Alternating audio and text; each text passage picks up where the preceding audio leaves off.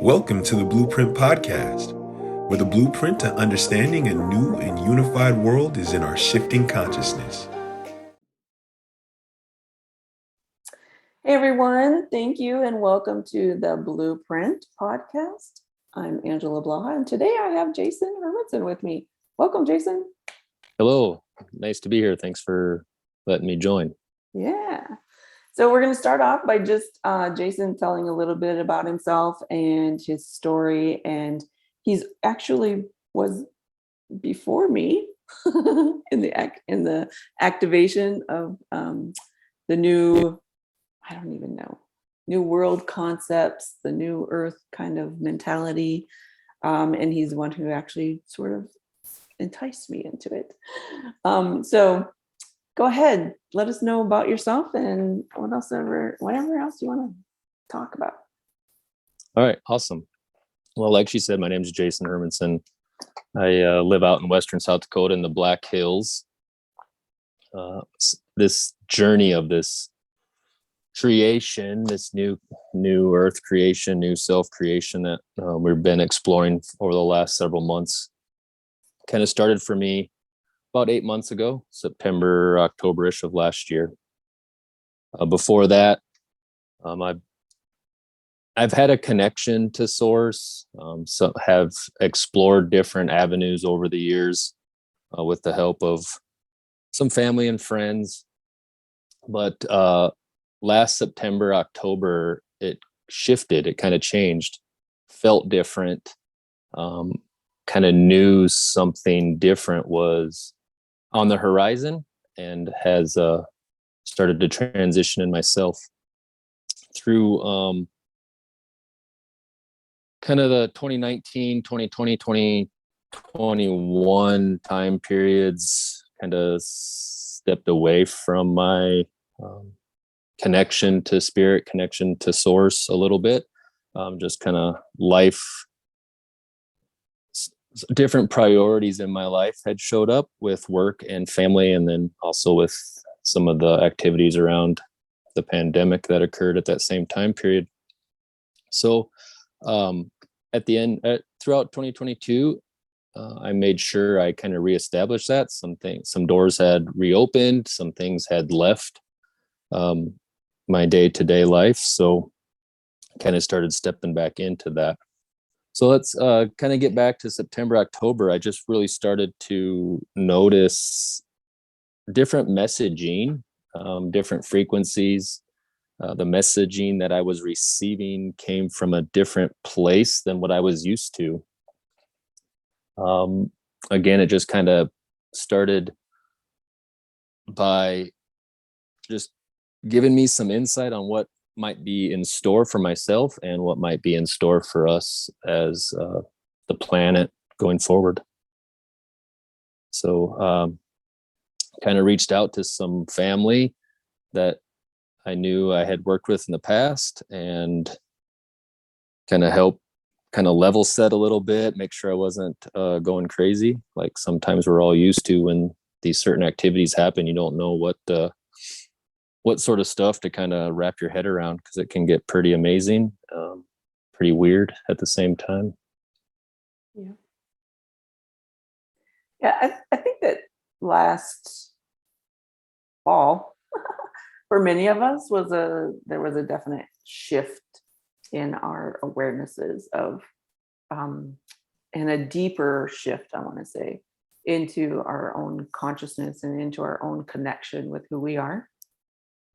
I think that was sort of a critical period in our expansion as a human race, that either you sort of you made the shift into this different connection kind of energy, or you just stayed steadfast into the old connection.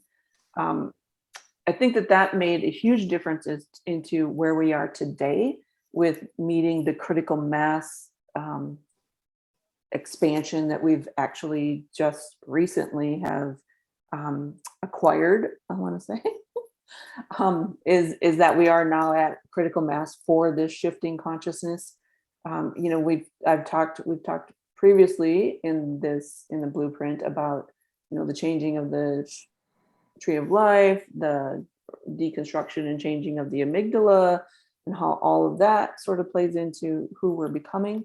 But Time and space. yeah, time and space. But I think the real shift came back in September, October, November, December time frame, when we were seeking and searching and really like accessing a whole different level of who we are.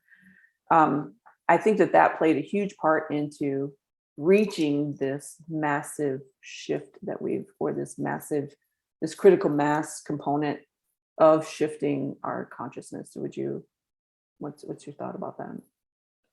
No, yeah, absolutely. I think, there has been,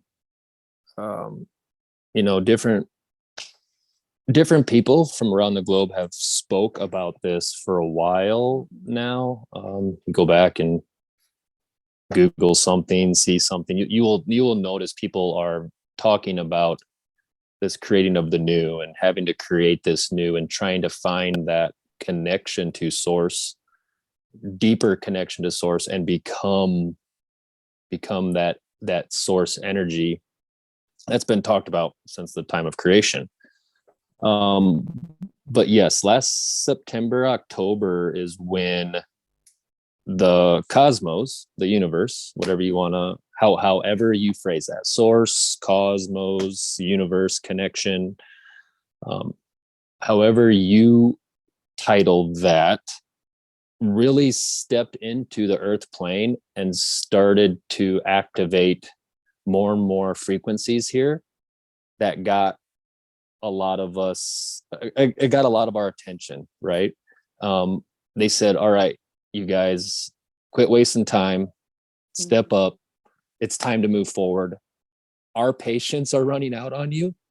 Earthlings, our patience are running out on you. We've given you so many opportunities to get your shit together. Enough's enough.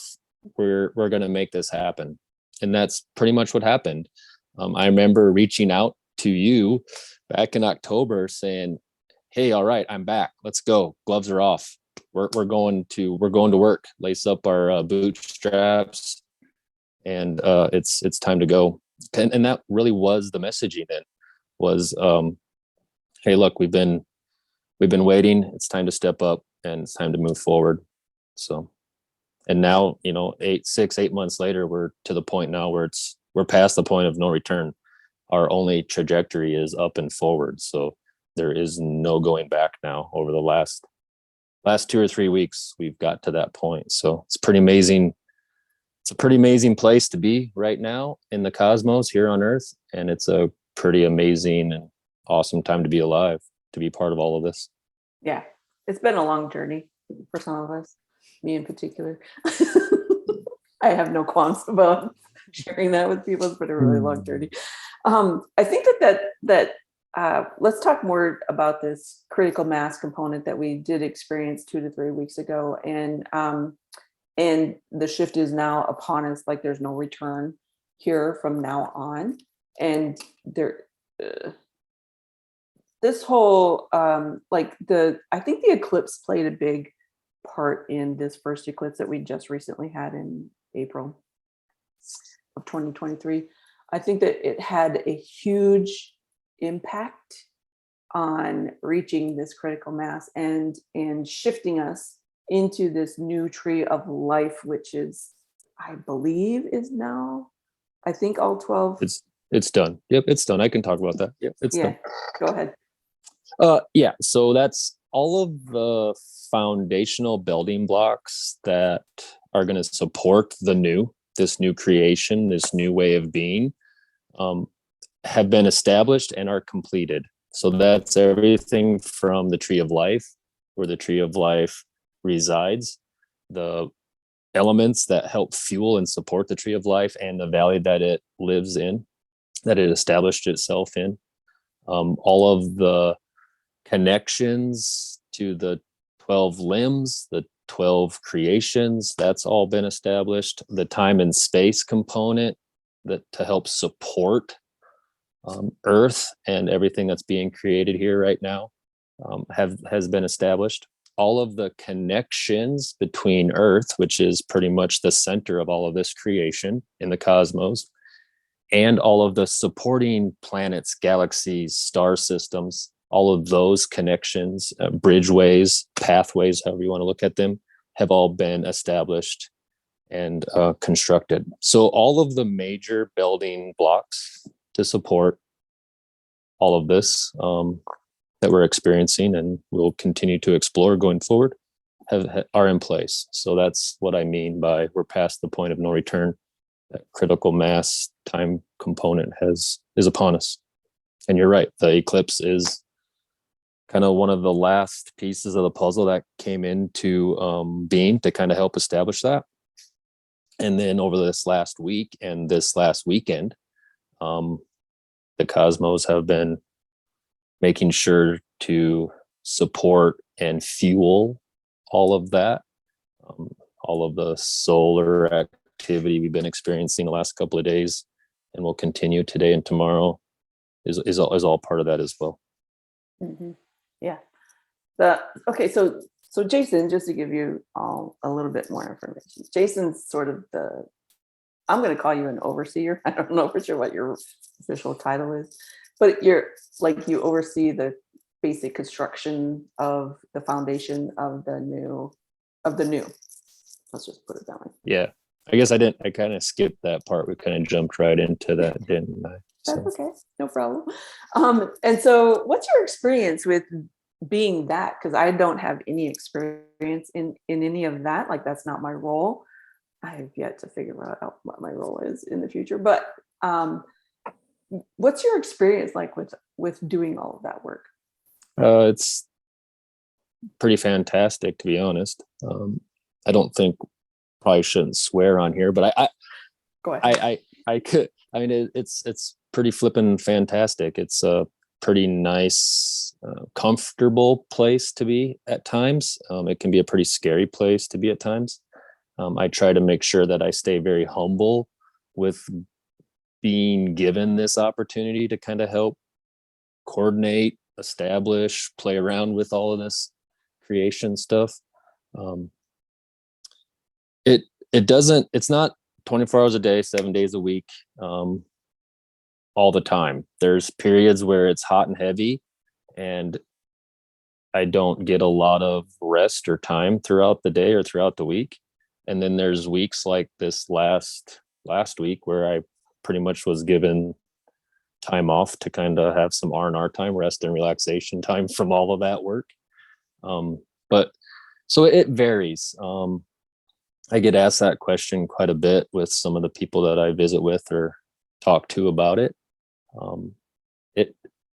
It started probably about November, a couple of months after those messaging and those connections frequencies started to show up in September, October. As November-ish is when it really started to happen, hot and heavy.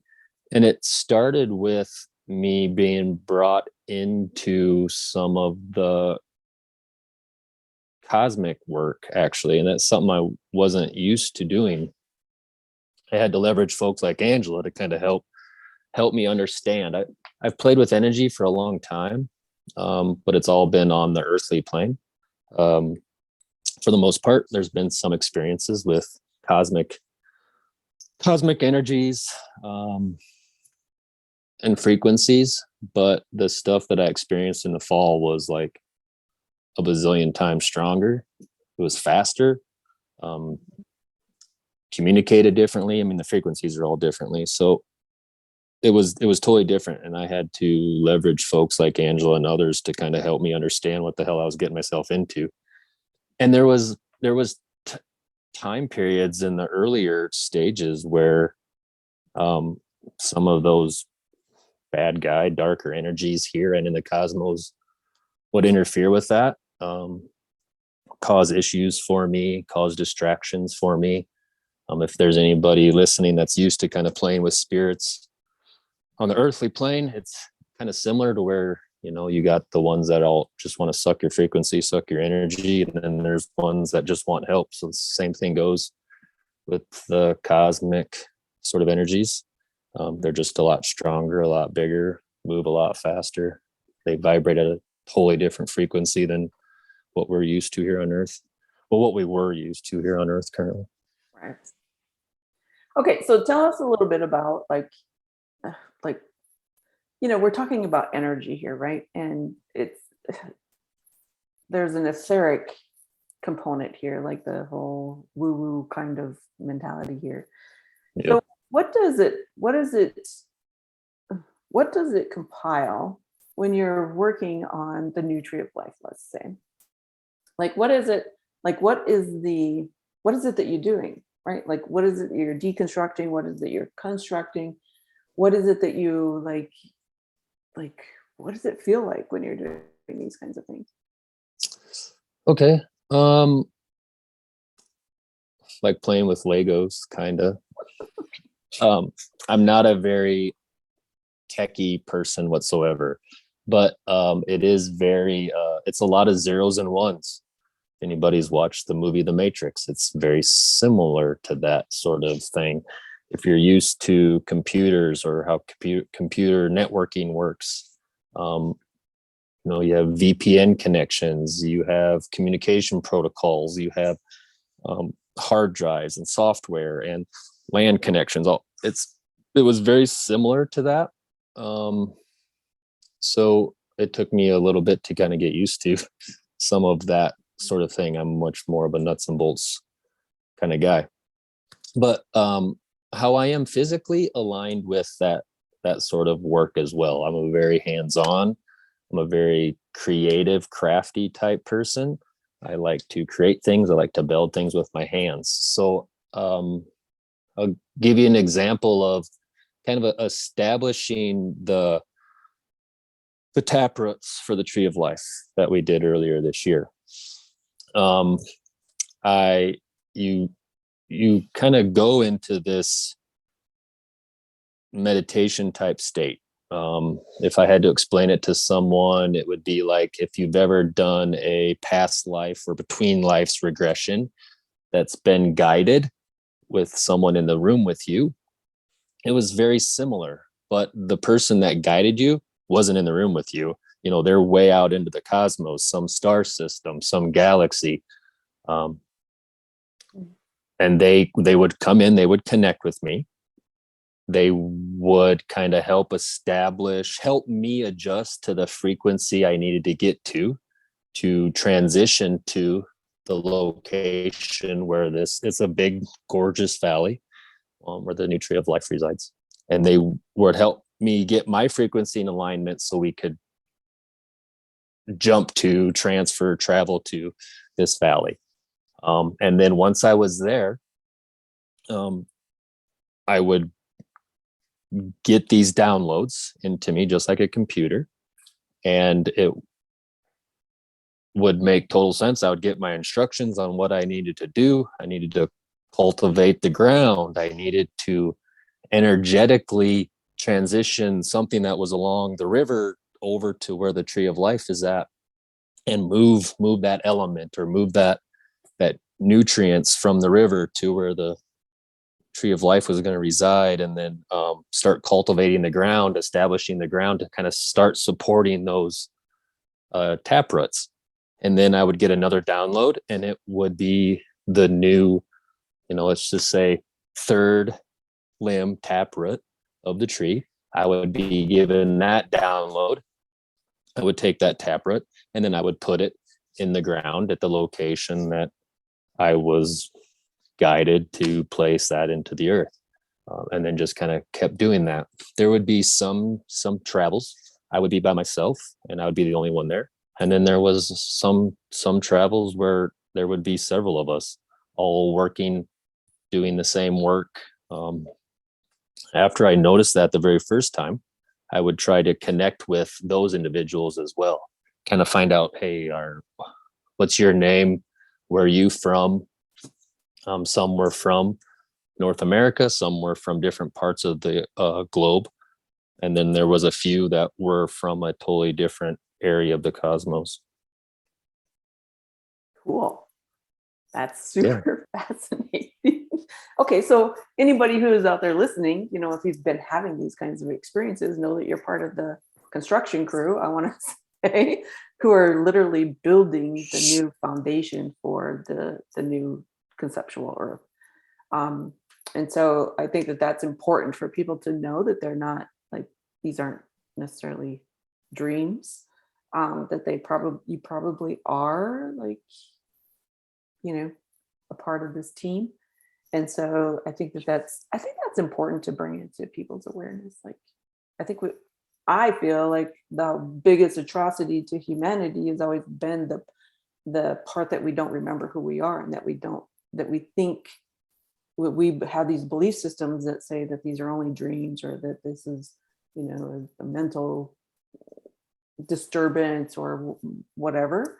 But I think that this is like part of who we are becoming, is this self-actualization component that we're really moving into. And that's really the experience of the new earth, is to understand self-actualization, and to be able to remember who we are, and to remember all of these components about who we are, and to know that that this kind of work that we do energetically is not woo-woo. It's like our normal self. It's like, this is the real true part of who we are.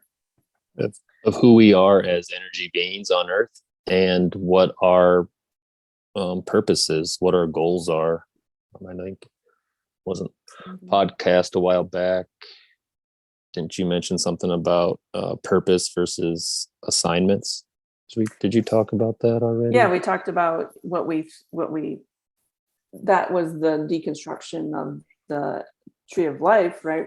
And having these soul groups that we came in with, that we were born into, literally into these family units, human family units. And now we're scurrying around trying to find out what people we align with, right?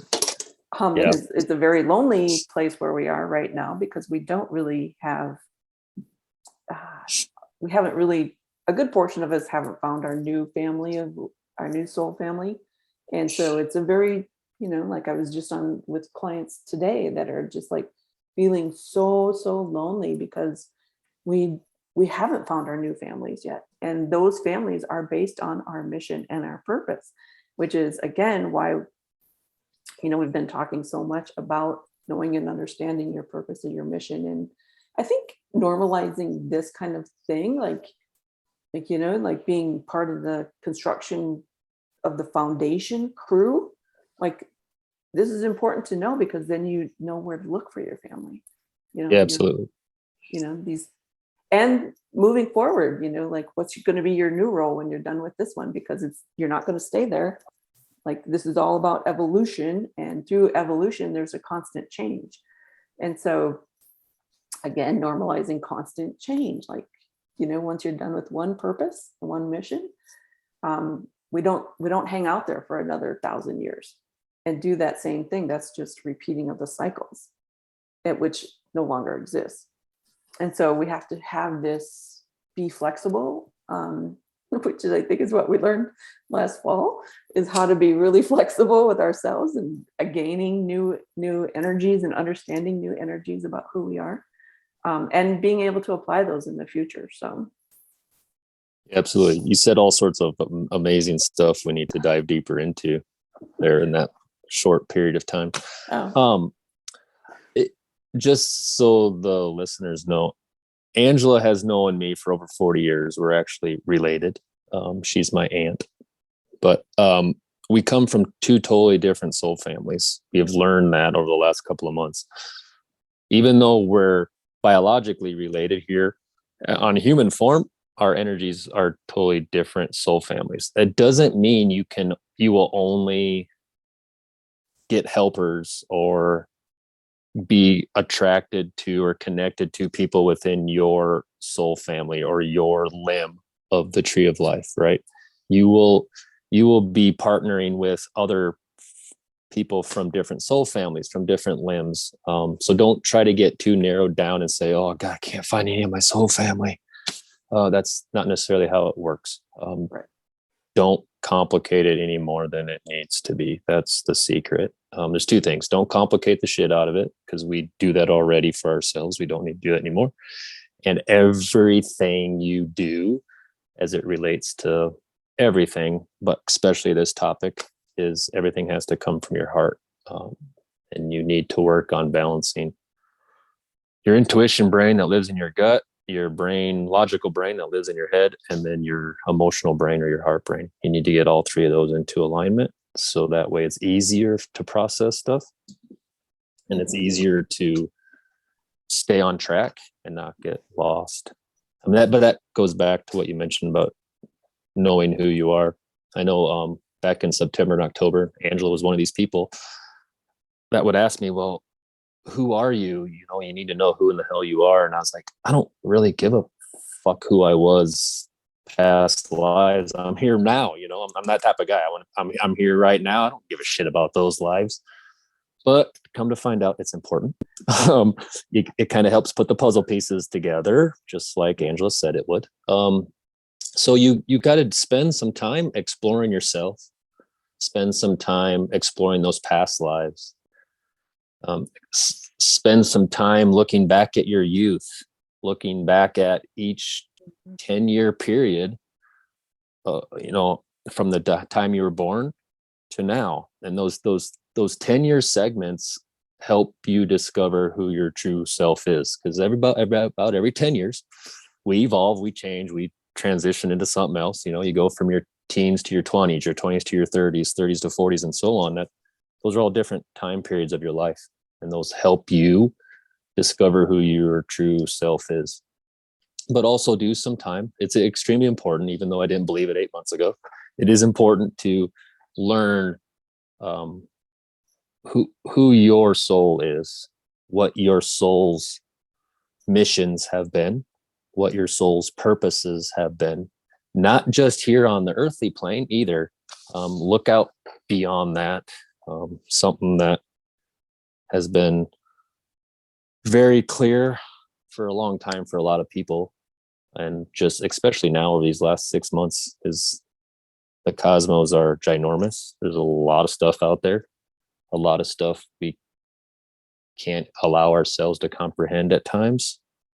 So explore that, and how your soul has fit into this ginormous puzzle over time, since your soul was created, established. Your energy, your frequency was let go to float around in the cosmos. Yeah, I think that's one of the biggest changes I want to say in our belief systems that needs to happen, particularly now, is that we have these beliefs that, you know, family is everything, and if you're born into a family, then you belong to that soul family or that soul group. And in moving forward, when we're shifting into mission and purpose, and these 12 branches of the new tree of life, we have to be able to literally destroy that belief system. I'm just gonna be honest here. We have to destroy that belief system that those people are going to be in our lives forever. That's not how it's going to work. You know, Jason and I are on very different. I'm very much still in the cosmic field, very much into that astrology kind of, and I think that maybe that's part of one of my purposes moving forward, is to create the new astrology for the new earth, because I don't have anything to do with the structure of the new earth. I have ideas and concepts that would love to inject into the new earth, like no harm, no harm to self, no harm to others. That whole belief system of violence needs to be destroyed. You know, so I've relayed those kinds of things to Jason, to other human beings, to the councils, to the, you know, galactic councils, those kinds of things, universal council. But I have nothing. I don't do anything with the construction of that. I just give my input and leave it alone. Now, does that mean that Jason and I have nothing to do with energetically soul families moving forward? I think that we need to just abolish the whole soul family concept.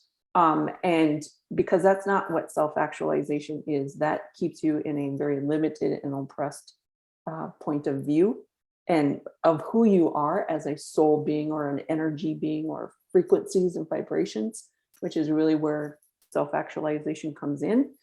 And knowing that that's going to change, like that whole flexibility component that's been that you experienced particularly, like earlier last year, like that whole flexibility needs to become the belief. Like we have to believe that we are flexible and that we change frequently and that we move from one mission to another. And we, that's where that belief system that we have friends that last forever, that's no longer going to be in existence.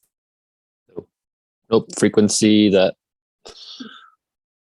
frequency shows up, you recognize it, you see what you needed to do with that frequency. If that's a message, if that's a job, if that's a friend, Right. that frequency comes in and goes out, and then you move on to the next. That's just how things work, right? That's how creation works. That's how the cosmos work. That's how this earthly plane is going to work.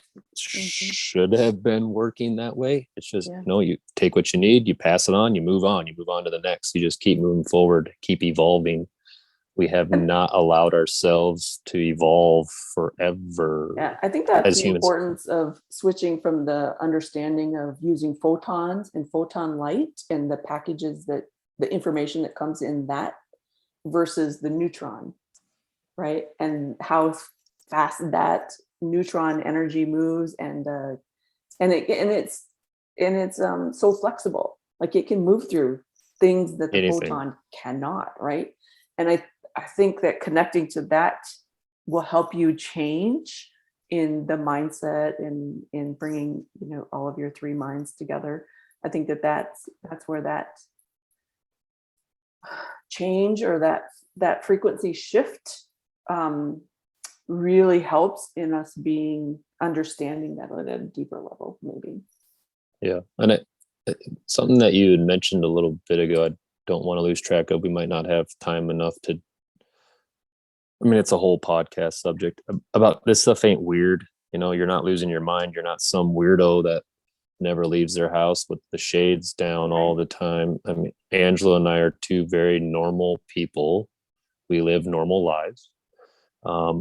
We just have some really amazing experiences from time to time, and have kept an open mind enough to explore some of the stuff that we've been experiencing, and aren't afraid to talk about it, and aren't afraid to tell the truth and to call a spade. So just don't feel like you're weird. This is a weird thing that's happening. I mean, more and more people are awakening all the time. You see that, you hear that, you hear people talk about it all the time. Hey, this great awakening, we're moving into the 13th creation. We're multi-dimensional beings. Now we're stepping out of the 3D and into 10D and all this stuff. It's not weird shit. It's just, it is what it is. Yeah. It's reality, to be honest. And those human beings that are open-minded enough to recognize that, hey, there probably is something bigger and better out there, and aren't afraid to step into that. It can be a pretty amazing place to be. Yeah. And I think that if you want to bring it down to earth, like Maslow's hierarchy of needs in the world of psychology has always, focused on the survival kinds of things that we've always needed. And at the top of that triangle of hierarchy is self-actualization. And we've never actually obtained self-actualization before. We've always been in the 4 bottom tiers of survival. And here we are, he knew it eons ago that we were sooner or later, we would move into this space of self-actualization and knowing who we are as a God self and knowing that we are energy, frequencies, vibrations, and we're not just, humans doing a routine every single day or working through our patterns every single day, that there is components to us that are energetic. And if we want to think of it in terms of that, I think that it's a little bit more understandable for the mind, and the emotional body, probably, to sort of say, okay, well, I'm not so weird. I'm not, out here flying around in space and having all these crazy experiences. Yeah, absolutely. And that pyramid, it needs to be transformed. It needs to evolve now, because we are totally different than we were back then, but even a year from now, right? This earth is different. Our energies are different. Us humans are actually different. Even though some people might not recognize it or see it, we are. It's not just a select few that get to evolve. It's everybody as a whole that's evolving. Just some people are going about it different ways. But that pyramid needs to evolve, needs to be deconstructed and put back together to kind of help support the human aspect. Another reason why Angela's around for all this project is bringing in the human aspect and to kind of help reestablish the human aspect as it relates to this new creation, this new way of being, this new energy, this new frequency, God's self, 13th creation, however you want to name that. I don't like titling things, so I don't like labeling things whatsoever. But so however you want to name that, that a lot of the younger generations that exist here, star seeds, I have always thought for a long time that they're struggling with their life here on Earth, because for them that pyramid is totally upside down, right? That self piece is what they came here with and what they came here for, knowing deep down inside their heart, they knew that they don't need all that other bullshit.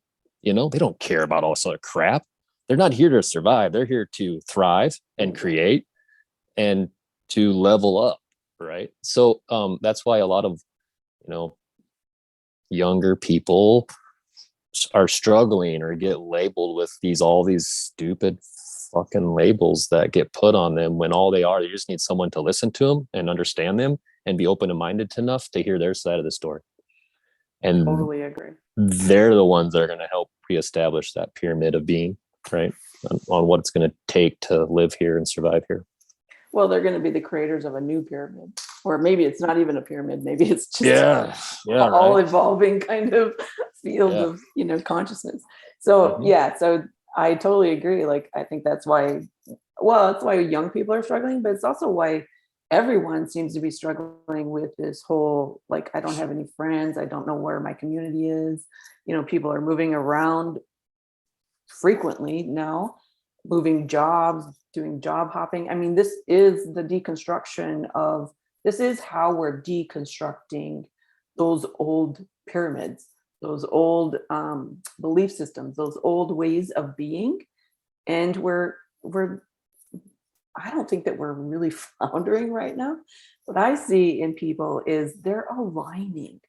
Like, when they move or they get a different job or they jump off the cliff into, like, my client this morning was like, I don't know if I'm in the right space, but I'm making a lot of money now. I feel really good business wise, but I don't have any community. And I'm like, it's okay. It's okay not to have community.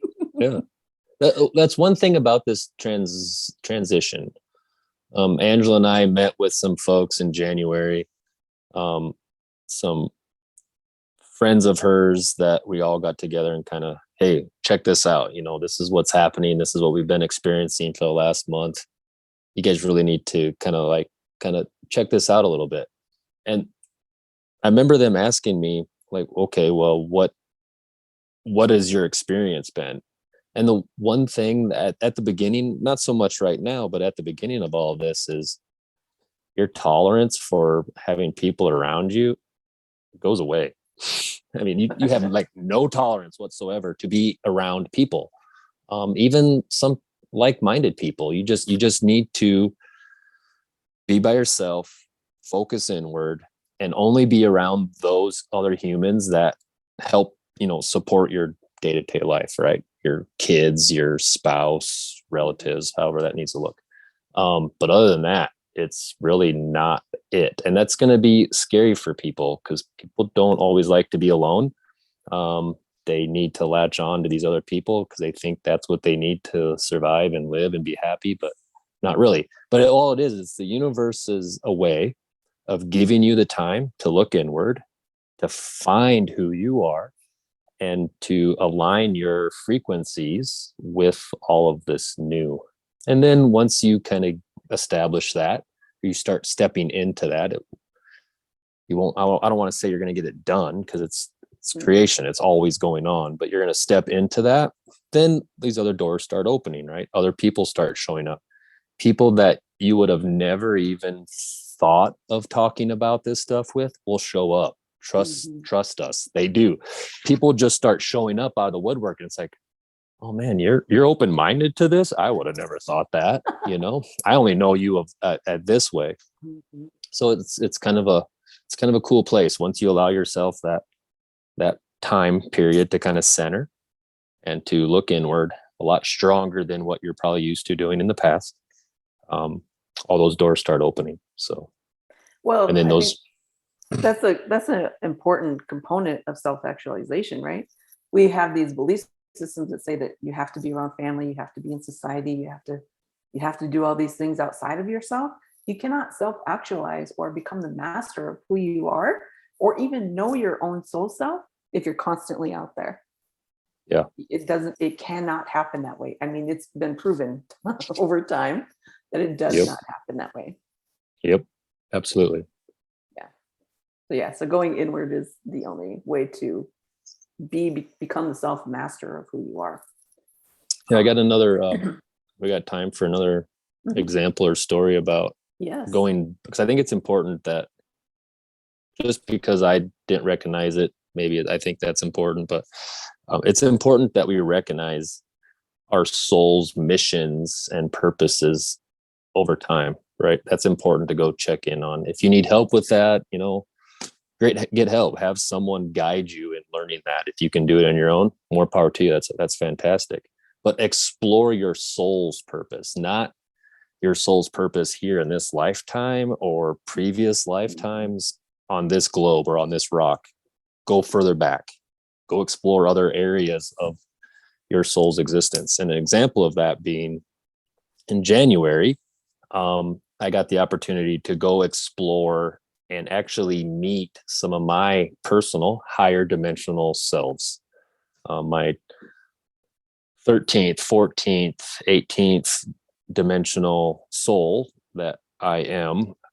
I've got to meet them. And then I also went back and got to meet kind of some of my other soul's purposes previously before coming to Earth or between times here on Earth. And I learned that I was a cosmic translator, right? I would go to council meetings. I would go to different star systems and kind of help translate between languages to kind of help be that interpreter, that translator. And then all of a sudden that made total sense with what I was experiencing in October, November, and what I've been experiencing these last 4 or 5 months is receiving messages, translating them, doing what I needed to do with them here for Earth's benefit, and then giving the information back to the cosmos so they can understand what we're dealing with here, right?